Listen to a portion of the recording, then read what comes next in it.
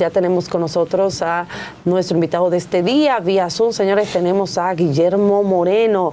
Él es presidente de Alianza País y le damos la bienvenida a este matutino Su Mundo. ¿Cómo se siente, doctor? Muy buenos días. Muy buenos días, me siento muy bien y además muy honrado de estar con ustedes en este espacio. Gracias a usted por estar con nosotros. Y con todo su público. Así es. Gracias, doctor. Pronto lo queremos tener aquí también en vivo junto con nosotros. Doctor, en el contexto político, coyuntural del país, usted que es un hombre que yo le llamo un político de la disrupción política, que ha planteado siempre cosas diferentes, ha tenido la gallardía, igual que Ismael Reyes, de irse solo en un proceso político con tal de mantener la coherencia. Y uno dice que con tan buenos discursos de disrupción, ¿cómo es posible que al día de hoy siguen estos partidos tradicionales encabezando los asuntos en una población que al final termina dando el voto por 500 pesos, por un picapollo? Y uno dice, ¿qué es lo que está pasando en el país? Para ver su análisis y qué está haciendo usted y Alianza País para romper, digamos, con ese sistema de imposición de una clase política coludida y que uno no ve a veces la esperanza de cambios sustanciales. Adelante, don Guillermo. Muchas gracias, sobre todo por eso de un político de la disrupción, primera vez que lo escucho y me parece interesante.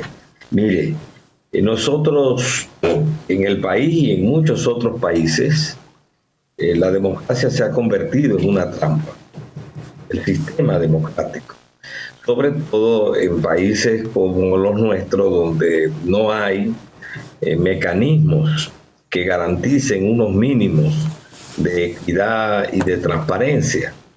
Lo que estamos viendo ahora en el caso Calamar es una evidencia de la trampa de la democracia, porque cuando examina el expediente se da cuenta, lo que ha revelado el Ministerio Público, es que se tomó dinero público, miles de millones de pesos, para financiar campaña electoral, y eso entonces se convierte en una forma ilegítima, ilegal desde el Estado para financiar campañas y candidatos.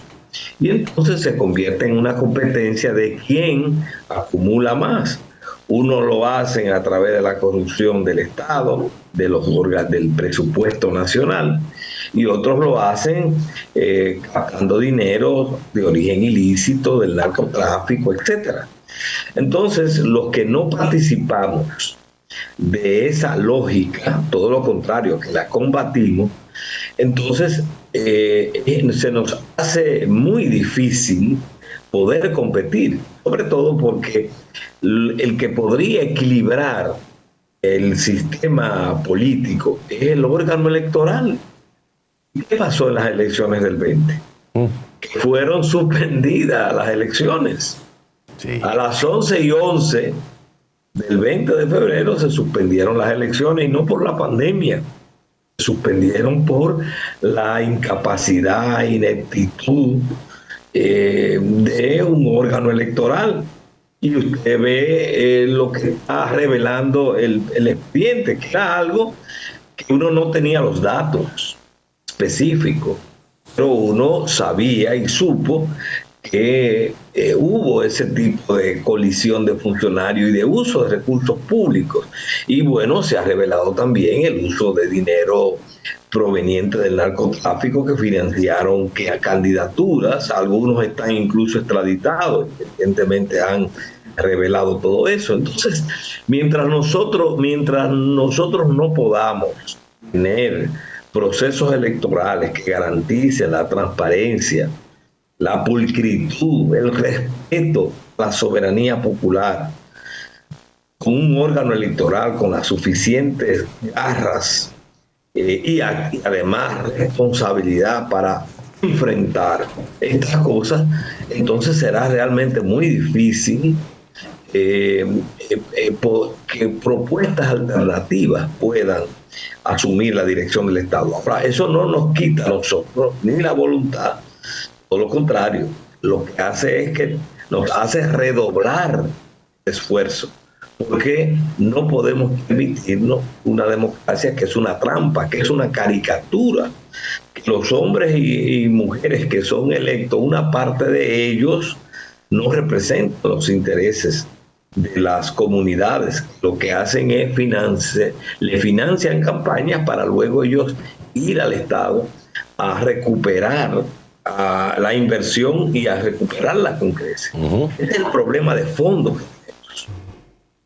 Así es. Doctor, mire, por otra parte, todos sabemos que usted durante el año 96-97 fue procurador fiscal del Distrito Nacional. Nosotros hemos visto durante este periodo un ministerio público independiente, supuestamente. Hemos visto todos los procesos que se ha llevado a cabo con políticos, sobre todo de la pasada gestión, donde han sido señalados, por supuesto, casos de corrupción. Y no olvidemos lo que pasó durante el fin de semana. ¿Usted considera, doctor, por su experiencia, que realmente estamos al frente de un ministerio público independiente o estamos al frente de un ministerio público con villanos favoritos? Me gustaría saber su opinión. Sí. Debo comenzar diciendo que tengo mucho respeto por la magistrada Miriam Germán. La he conocido durante 30 años, coincidimos en la administración de justicia, ella como juez de primer grado y yo como trabajando en el Ministerio Público y también como abogada. Y ella tiene una línea de conducta que la ha mostrado a lo largo de su carrera, no solamente como un juez de primer grado, después juez de segundo grado. Previo a eso había sido Ministerio Público en los tiempos de Julito Ibarra Ríos, aquel procurador fiscal, digamos que tuvo mucho impacto durante el gobierno de Antonio Guzmán. Sus primeros años ella trabajó en esa parte del Ministerio Público y luego pasó a la judicatura, y también la hemos visto en su comportamiento y conducta al frente de la Cámara Penal de la Suprema Corte de Justicia. Incluso debo señalar que se manejó con tal independencia ahí que en la querella que nosotros interpusimos frente a Funglode y el expresidente Leonel Fernández,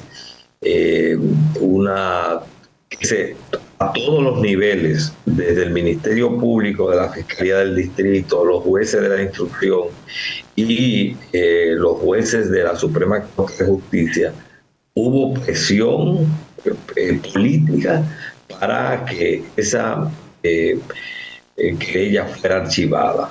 Todos se dieron, menos Miriam Germán. Cuando llegó a la Cámara Penal, el único voto disidente en esa decisión ordenando o ratificando un archivo fue el de Miriam Germán. ¿Y qué pedía Miriam Germán? ¿Qué decía?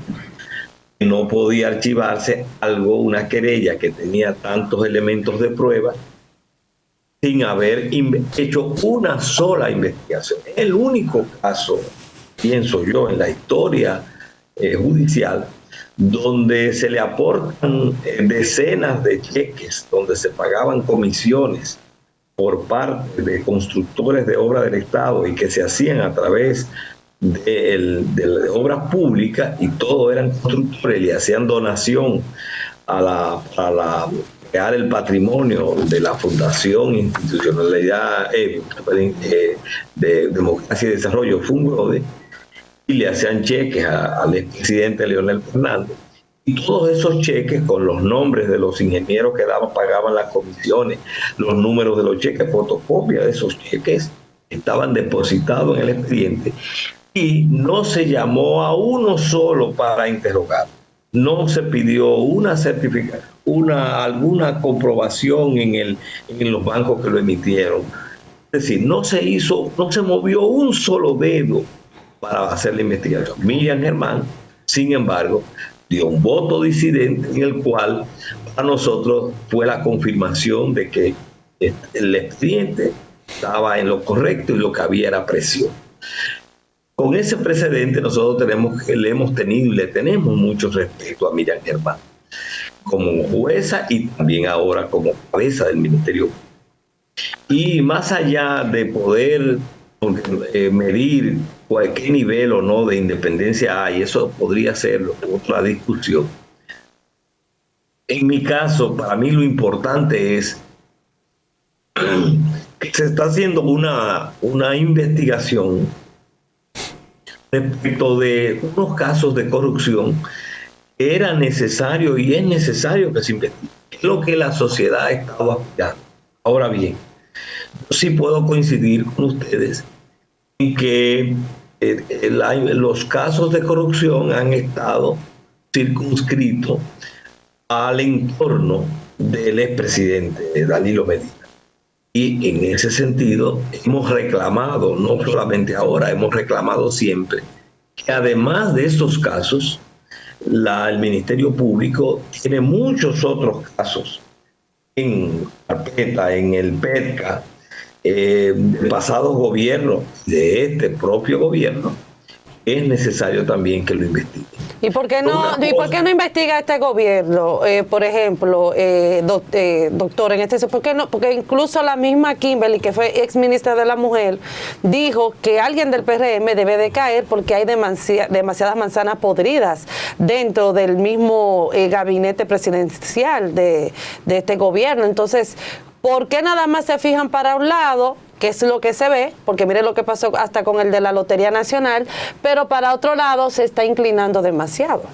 Nosotros somos críticos de eso, pero no invalida lo que han hecho. Es decir, estas investigaciones, por ejemplo, en el caso de Calamar, en el caso de Medusa, en el caso Coral, todas esas investigaciones y todos esos expedientes, es correcto que se hayan investigado. Lo que pasa es que nosotros además tenemos que exigir que la mano del Ministerio Público también toque todos estos casos que ocurren o que han ocurrido en este gobierno, no solamente la destitución, sino también que sean procesados y que además no se limite a los gobiernos de Danilo Medina, sino también que sea extendido a los otros gobiernos del Partido de la Liberación Dominicana, que gobernó durante 5 periodos, y los gobiernos del PLD fueron medularmente corruptos.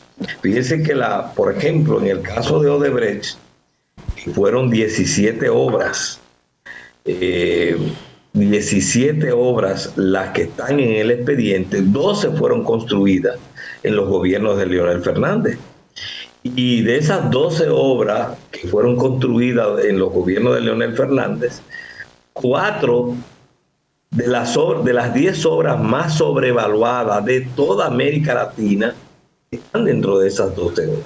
Es decir, evidentemente esa es una muestra de los niveles de corrupción que hubo en esos gobiernos. Sin embargo, el Ministerio Público, que tiene unos 200 y pico de expedientes de corrupción en el PETCA, no ha hecho las investigaciones ni ha mostrado el interés para ocuparse de esos casos. Y eso es una crítica. Ahora bien, esa crítica respecto de su parsimonia, su indiferencia frente a esos casos, no quita la validez de que también investigue estos casos, que evidentemente revelan una corrupción gruesa, un entramado mafioso que operaba en el Estado. Nosotros decimos, no solamente fue en el gobierno pasado, en los gobiernos anteriores también. Y por tanto hay que mantener la vigilancia sobre este gobierno. Porque quiero repetir algo que no me canso de repetir. En el mundo los gobiernos no se clasifican en corruptos y no corruptos. Eso no existe, esa clasificación. En todos los gobiernos hay corrupción. Los gobiernos se clasifican en aquellos donde no se persigue la corrupción y los que persiguen la corrupción. ¿Por qué? Porque la corrupción está presente en todos los niveles y en todas las operaciones de las distintas operaciones que se realizan en las sociedades. Ahora, la diferencia entre los gobiernos está en aquellos que favorecen con impunidad esos actos de apropiación y aquellos que lo persiguen. Y en ese sentido, cuando hay impunidad, entonces ahí tenemos la aliada. La impunidad es la aliada. Y yo le digo que es la hermana gemela de la corrupción. Claro. Porque lo que estimula al corrupto es la certeza o el hecho, la práctica de saber que no va a ser investigado y que si es investigado va a ser descargado y que luego se va a disfrutar lo que se ha robado. Eso es lo que estimula al corrupto. Doctor. La conciencia de que no hay consecuencias. Por eso este gobierno, el Ministerio Público, tiene también que centrar sus esfuerzos en la investigación de la corrupción que se denuncia respecto de la gestión. Y en ese sentido, no puede haber vaca sagrada. No puede haber. Cada vez que sale uno de esos programas en los cuales se aporta prueba, el Ministerio Público tiene la obligación, de, si es responsable, de buscar esos medios de prueba, designar un fiscal para que reúna esas pruebas, llame a las partes y vea si hay un caso. Y le dé una satisfacción a la sociedad. Porque es una de las cosas peores que nos pasa.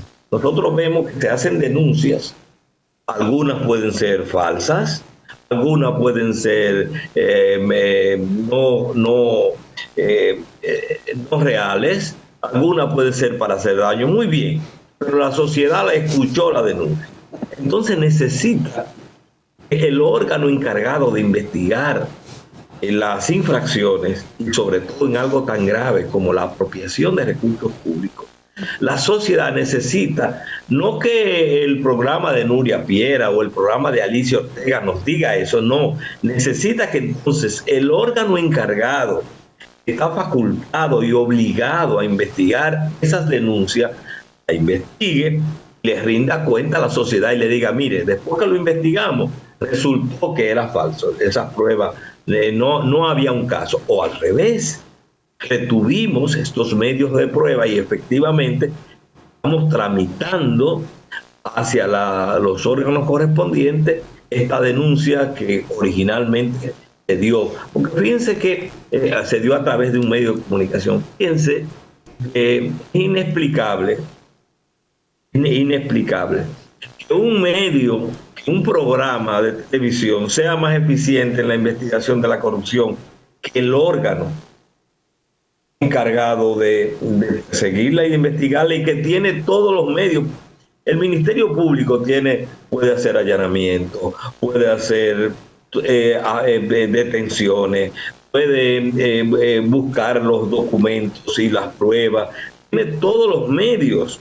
¿Cómo puede ser que un programa termine siendo más eficiente en la denuncia y en la acción de la corrupción?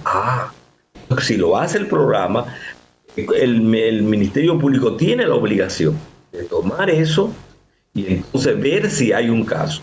Puede ser que no lo haya, lo debe decir a la sociedad. Doctor, puede ser que haya un caso, entonces debe proceder.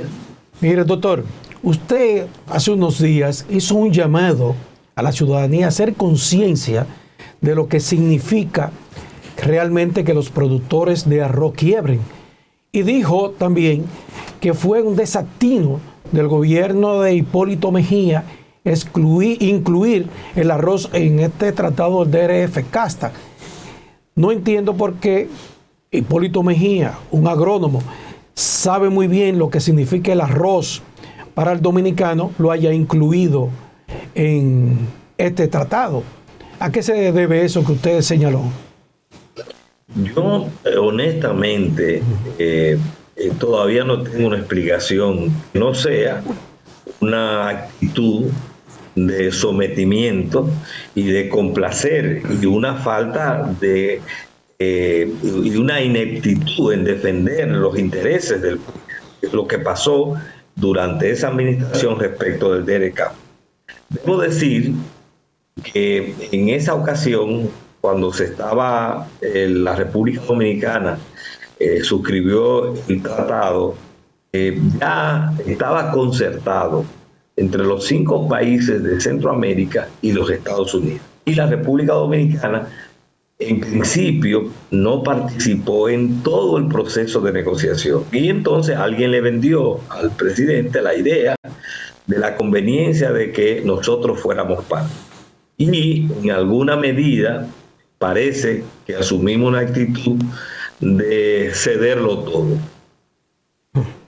todo y complacer. Otros países, por ejemplo, como de Centroamérica, para poner un ejemplo, no quisieron incluir el maíz. ¿Por qué? Porque el maíz es un alimento de la dieta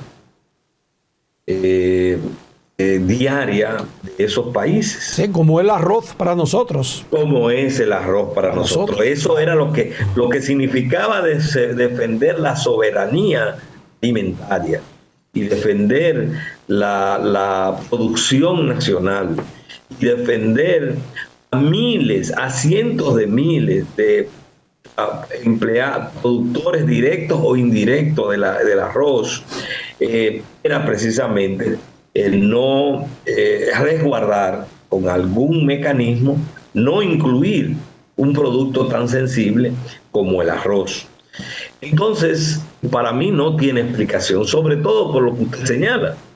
Usted me dice que quien estaba al mando en la dirección del Estado hubiese sido, digamos, un abogado que no sabe nada de producción nacional, que conoce el arroz cuando lo ve puesto en la mesa, como hemos tenido dirigentes y presidentes en este país. Diría, bueno, desconoce.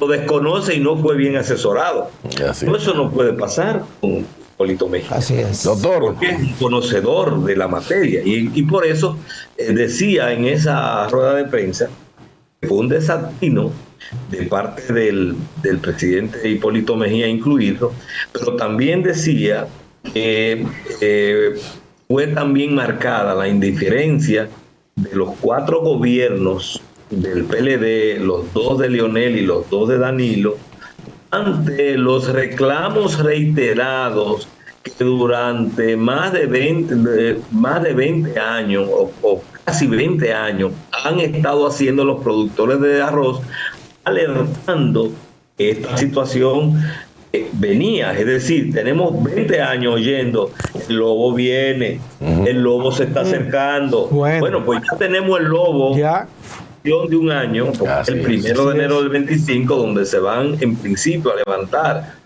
todas las barreras arancelarias.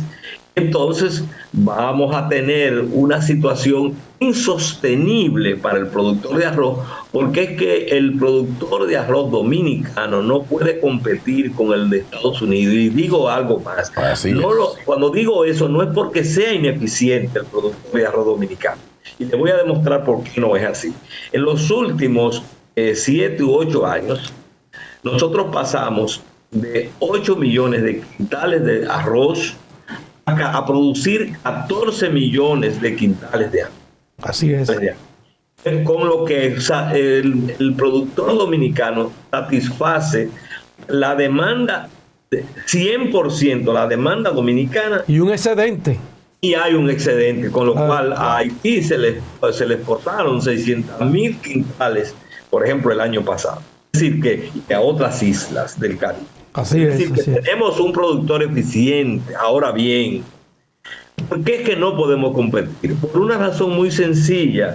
El gobierno, el Estado norteamericano subsidia con cientos de miles de millones todos los años al productor norteamericano. Lo protege. Sí. Además, es una producción a gran escala. Sí. Entonces, eso hace que no sea no hay forma. Finalmente, doctor, que siempre con usted el tiempo como que no le rinde a uno, porque usted es una lumbrera. Doctor, ya un saludo final a su gente y díganle en qué está Alianza País para ver que... Aliado, formará parte de esa gran alianza electoral que se avecina ¿Cuál va a ser la participación de Alianza País? Bueno, Alianza País está desde hace ya varios años en un proceso de crecimiento, de afiliación en todo el territorio nacional. Nos abocamos a digamos, definir, porque así nos lo exige la ley, las candidaturas, tanto a nivel municipal. Ya estamos a menos de un año de las elecciones municipales y a casi un año de las elecciones congresuales y presidenciales. Nosotros siempre hemos creído en la necesidad de una convergencia de fuerzas, siempre y cuando esas convergencias de fuerzas representen la posibilidad de lo que nosotros llamamos un cambio transformador. No un cambio cosmético, sino un cambio transformador. ¿Y qué es lo que es un cambio transformador? Aquel cambio que toca las raíces de los problemas. Porque la única posibilidad de nosotros resolver los graves problemas de inseguridad, los problemas que tenemos, los déficits de salud, la salud no está garantizada para los dominicanos, los problemas de la educación, los problemas del empleo, todo esto solo lo podemos solucionar, los problemas del acceso al agua potable, todo esto solo lo podemos resolver. En la dirección del Estado hay un gobierno que no se contenta con la cosmética, con hacer reformas cosméticas, sino que toca la raíz. Cada uno de los problemas que he citado, para no mencionar otros, cada uno tiene unas causas que normalmente benefician a sectores, y esos sectores a grupos oligárquicos, minorías, a élites que están enquistadas en la sociedad, que se convierten en obstáculos, pero no se le toca. Y entonces eso hace que gobierno tras gobierno los mismos problemas se repiten. Nosotros abrimos un periódico de hace 40 años y vamos a encontrar demandas como, si le quitamos la fecha, vamos a encontrar que se repiten demandas que hace 40 años hacía la población. Así. Y electricidad, costo de la vida. Usted oye los discursos que se hacen ante la Asamblea Nacional y parecería, cuando usted suma eso, parecería que hemos construido no una república dominicana, somos una potencia mundial, sí. Pero siguen los mismos problemas. Porque no atacamos, porque no hay esa determinación. Y la democracia solo funciona si es participativa. La democracia solo funciona si se vincula con justicia social. La democracia solo tiene sentido si puede brindar la posibilidad de una vida digna. Por eso hemos sido tan contrarios a esta visión neoliberal que privatiza los derechos. En un país donde ¿quién tiene educación y quién tiene salud de calidad? El que puede pagar por ella. Que los derechos se han convertido en mercancías. Así no puede funcionar. Tiene que haber un fortalecimiento de lo público que garantice que efectivamente los derechos son para ser disfrutados y para bienestar de la gente. Gracias, doctor. Gracias por haber estado con nosotros. Sí. Lo esperamos nuevamente por aquí de manera presencial, doctor. Aquí. Cada vez que ustedes quieran. Bueno, yo espero de manera presencial. Vamos a tener que mejorar, a ver cómo contribuimos a mejorar el tránsito. Debo decirle que las últimas experiencias que he tenido, programas de esta hora, me han sido frustratorias porque no importa la hora que uno salga. Sí, el tránsito no me gusta llegar tarde y no me gusta que me estén esperando. Entonces me doy cuenta que es realmente es un caos. Bueno, tendría que amanecer en el canal. Ustedes tienen dormitorio. Sí, aquí un mueble muy cómodo. Gracias por haber estado con nosotros. Gracias a ustedes.